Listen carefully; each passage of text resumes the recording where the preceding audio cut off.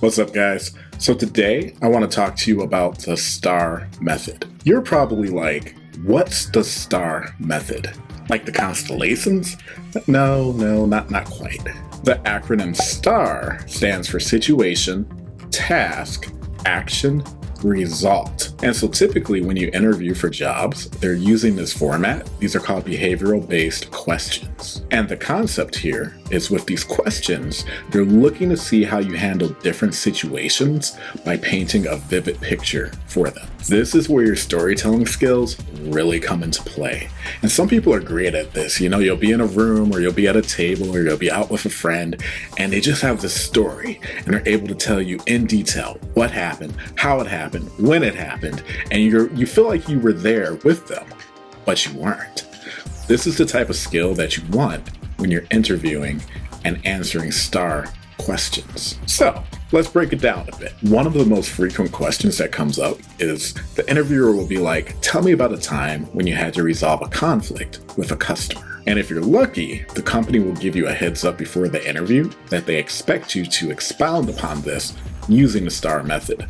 However, most companies don't. They assume you already know the game and this is what you're going to go into. So as I mentioned earlier, the S in STAR stands for situation. This is where they're looking for you to explain a situation as it relates to the question. So in this example, you were asked, how did you handle a conflict with a customer? The interviewer wants details, but not a crazy amount of details. You don't want to be like, well, it was a Monday afternoon and I was sitting in a red room and there was Arizona iced tea on the table. No, don't do that. And you're probably like, but John, I thought you said paint a picture. Yes, but you want to stick to the relevant details. You also don't want to answer the question with, well, what I would do in this situation is, because when you answer the question with what I would do in this situation, it tells the interviewer that you don't have experience handling that type of scenario. Instead, you want to speak to the question like, well, I had a customer named Karen who called in.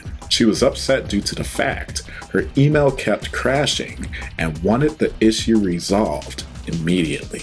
That statement paints the picture of the situation. You included the client's name, which adds depth to the story, and then you also describe the issue that was causing the conflict. And I really encourage you to really think about these questions before getting into the interview, especially if they've given you a heads up that you're going to be answering STAR questions. And I'll include these in the description below. Here's a little cheat sheet of some of the most common STAR questions that I've heard. Tell me about a time you led a project. Tell me about a time when you failed. Tell me about a time when you had a conflict with a customer. Tell me about a time when you had to tell someone something they didn't want to hear.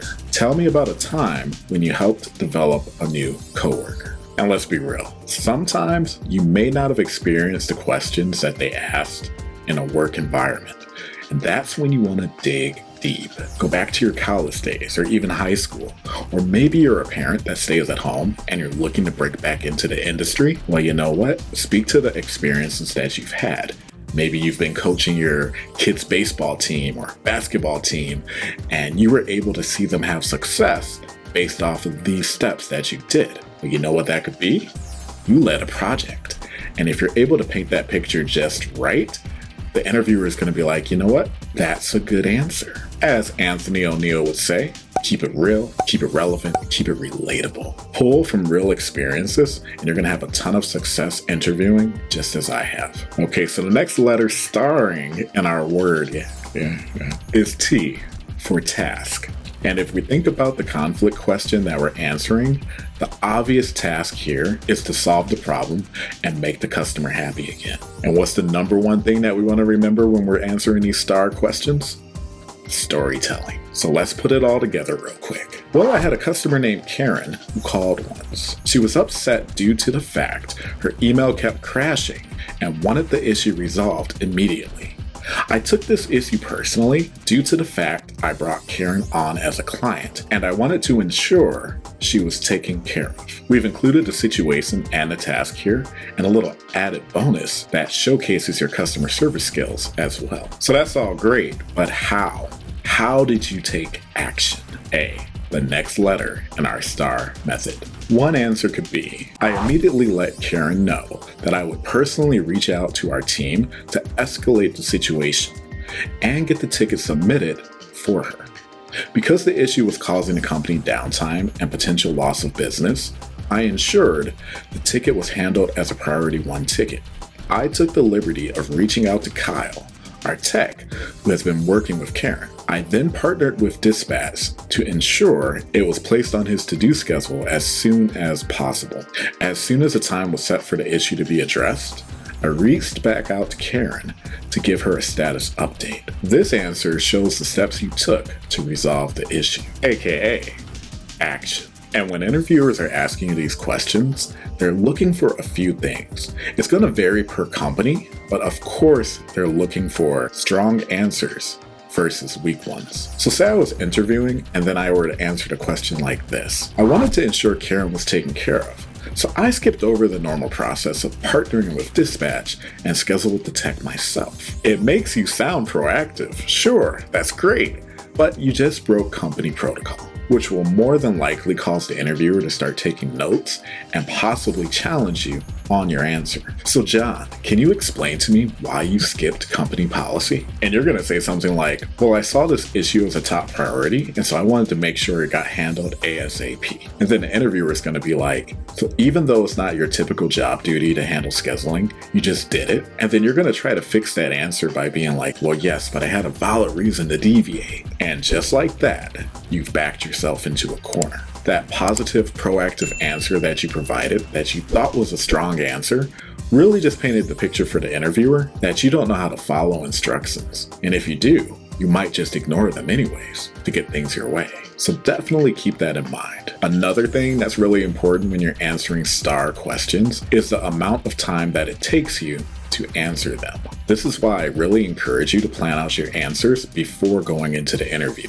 Because if the interview is supposed to last 45 minutes, you typically only have 30 minutes to answer the STAR questions.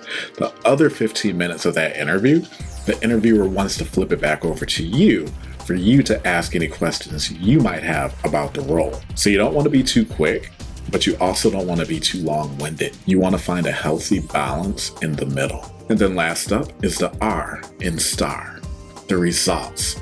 What were the results? Well, I'm happy to say that Karen was pleased to hear that her issue had been treated as a priority 1 concern. Kyle, our tech, was able to fix the issue in less than 20 minutes, which helped us as a company stay true to our same-day resolution rate.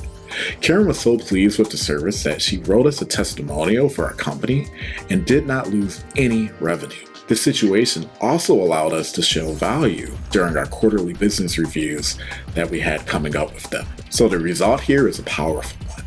Let's break it down a bit. 1, the issue was resolved quickly. 2, it helped us with a performance metric that we track. 3, the client was so happy that she wrote us a testimonial. And then 4, it allowed us to paint the value that we provide when we meet with them during the quarterly business reviews we have. And that's exactly how you should focus on answering all of your STAR questions. Paint the picture, explain your actions, and show your results. And you might be thinking to yourself, but John, I'm not outgoing. I don't like to talk a lot. I just want to get the job done. However, what I've learned over the years is even the quietest people have stories within them that they can't wait to release and tell people about. We all have those friends that are super introverted, but when you get them talking about a subject that they're passionate about and that they love, they could go on for hours. Some of you guys who are parents can really relate to this. You know, you might have your child who's just doing amazing and they're doing awesome things at school or at work, and you just can't wait to tell the world because you want to show off how proud of your kid you are. And oftentimes, when you're able to channel that same type of energy when you're doing interviews and you're answering STAR questions, you're going to paint the most vivid picture for the interviewer, and they're going to feel like they're living it out and they were there with you. If you can tell us stories about how you lost 40 pounds in 6 months and got your dream body, then you can definitely tell us how you helped make the new guy at work feel accepted. Practice will make you prepared though. When I first got on the market, I made a list of all the behavioral questions that I could think of, and I pulled from my top experiences in my career so that I could speak to them. If you have someone to practice with, that's great. Me and my other manager buddies, we would get together and we would role play the interview process because we've been through it. We've hired tons of people. We knew what it entailed as we got on the market. But you know what? Even if you don't have someone to practice with, pull out a mirror. Practice with yourself.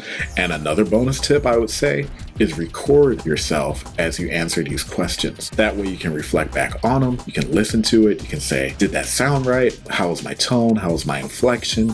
Did I give too much detail? Did I give too little detail? Did I paint the proper picture for the interviewer so that they feel like they were there? So to sum it all up, STAR equals situation, task, action, results. 2, you want to tell real stories of things that you've experienced. 3, you want to be able to show your results at the end. 4, you want to deliver your stories with the same type of passion you bring when you're talking about something you love. And then 5, practice, practice, practice. So if you're on the job hunt, I want to encourage you to check out my last video about how I set up Indeed for job hunting, and I'll also list these below, but I made 2 different videos on how to optimize your LinkedIn profile and how to search for jobs on LinkedIn to get the best results. So you want to check those out. And I've noticed a lot of you guys watch the videos. I want to thank you for that. That is awesome. But if you could like, subscribe, and follow, that would help the channel immensely. And it will guarantee you'll never miss a video when they're released. So thanks for watching, and I'll see you on the next one.